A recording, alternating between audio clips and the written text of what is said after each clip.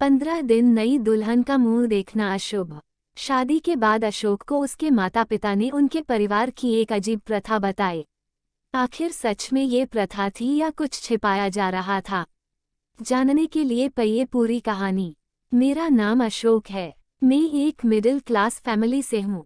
मैंने मेरे घर वालों को कहा था कि जब तक मैं अच्छी नौकरी नहीं करता शादी नहीं करूँगा।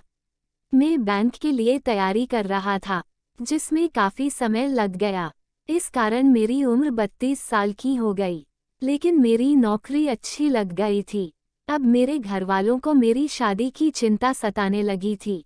उन्होंने कई जगह मेरे रिश्ते की बात चलाई लेकिन कुछ बात नहीं बनी। हर जगह कुछ ना कुछ समस्या हो जाती थी।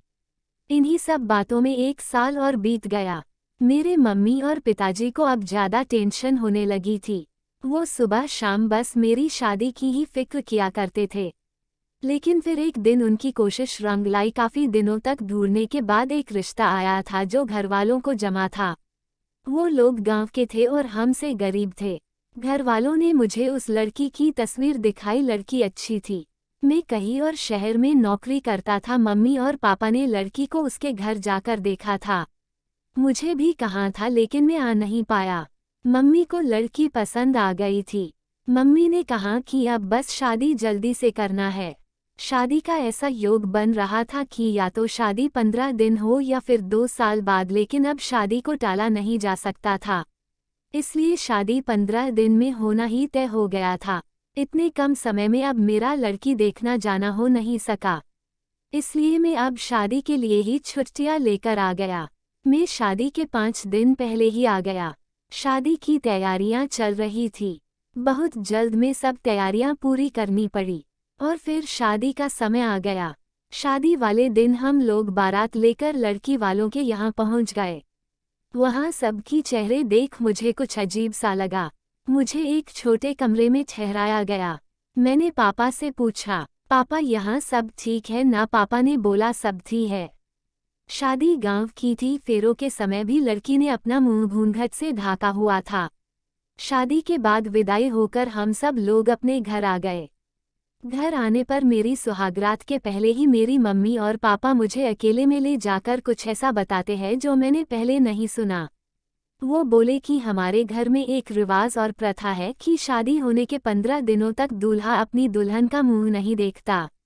मैंने बोला यह क्या? आज से पहले तो अपने इसके बारे में मुझे पहले नहीं बताया। वो बोले कि पहले नहीं बता सकते थे क्योंकि पहले बताना अशुभ होता, इसलिए यह शादी के बाद ही बताया जाता है। मुझे समझ नहीं आ रहा था कि ये बात एकदम से कैसे आ गई, लेकिन फिर मम्मी पापा के ज़्यादा जोर देने के बाद मुझे मानना ही पड़ा। पिताजी ने मुझे एक काला कपड़ा भी दिया, कहा कि इसे बांध कर ही कमरे में जाना, गलती से इसे खोलना नहीं। मेरे मन में कई तरह के सवाल और विचार आ रहे थे लेकिन मुझे उनकी बात माननी ही पड़ी, क्योंकि वो जिस तरह से मुझे समझा रहे थे मुझे उनकी आंखों में थोड़ा डर भी लगा, इसलिए मैंने उनकी बात ली। मैं काला कपड़ा लेकर अपने कमरे में गया, दरवाज़ा बंद किया और मेरी पत्नी सेज पर मुंह ढाके पहले ही बैठी। मैंने अभी काला कपड़ा अपनी आंख पर नहीं बांधा था। मैं उसके पास गया तो सबसे पहले जो उसने कहा वो था, आपको मम्मी पापा ने सब समझा दिया है ना? मैंने पूछा उन्होंने तुम्हें भी कहा है? वो बोली हाँ मुझे भी उन्होंने कहा है और हमें उसका पालन करना होगा।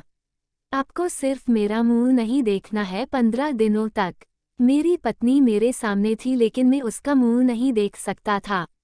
मैंने अपना काला कपड़ा उसे दिया और उसकी ओर पीठ करके बैठ गया। उसने कपड़ा मेरी आंखों में जोर से बांध दिया। कपड़ा बांधने के बाद मैंने उसको हाथों को अपने हाथ में लिया। बहुत ही कोमल थे। उसके बाद मैंने करीब आधी रात तक उससे बहुत बात की। मैं उसे नहीं देख पा रहा था लेकिन उसकी तस्वीर मैंने देखी थी।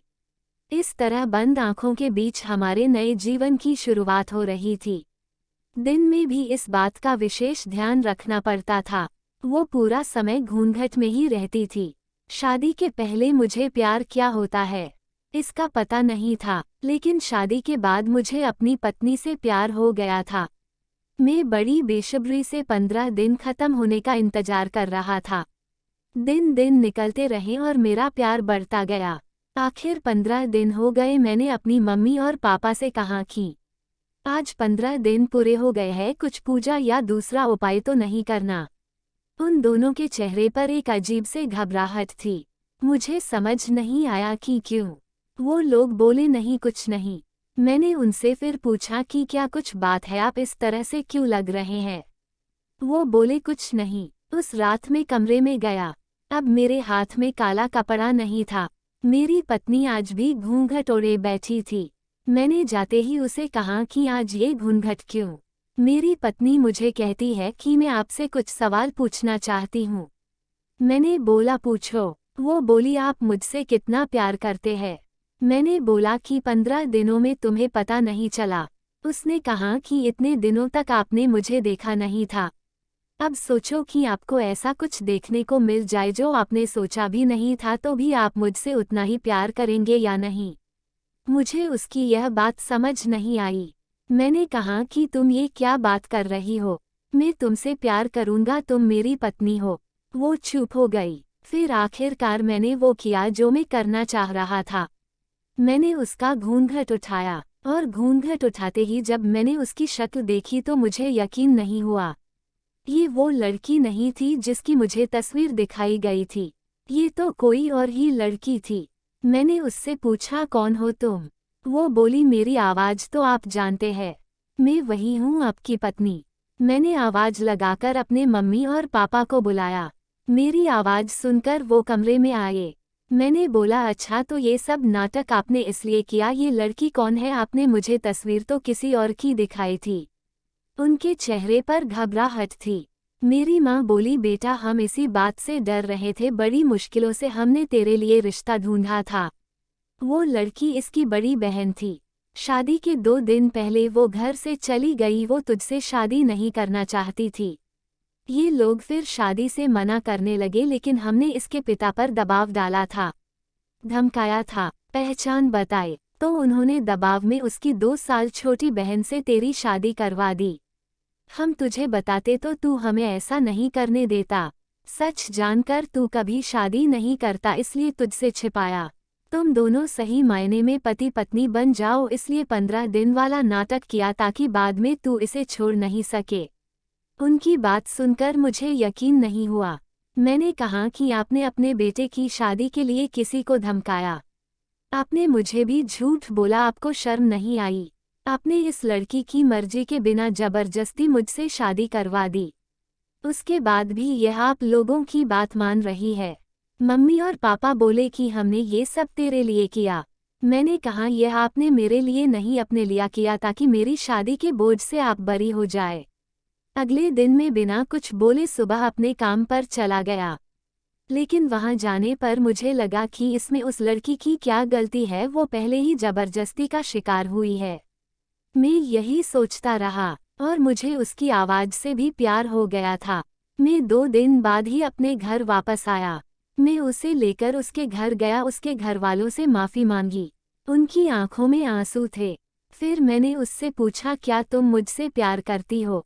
वो बोली कि मैं अपने आप को खुशकिस्मत मानती हूँ कि आप जैसा पति मुझे मिला। जो भी हुआ वो हम दोनों को मिलाने के लिए ही हुआ था। मैं आपके लिए और आप मेरे लिए ही बने थे। तभी अपने आप रास्ते बनते गए। उसकी इन्हीं बातों पर मैं उसे और ज़्यादा प्यार करने लगता हूँ। अब मेरा फ़र्ज़ है कि मैं उसे दुनिया भर की खुशियाँ दूँ।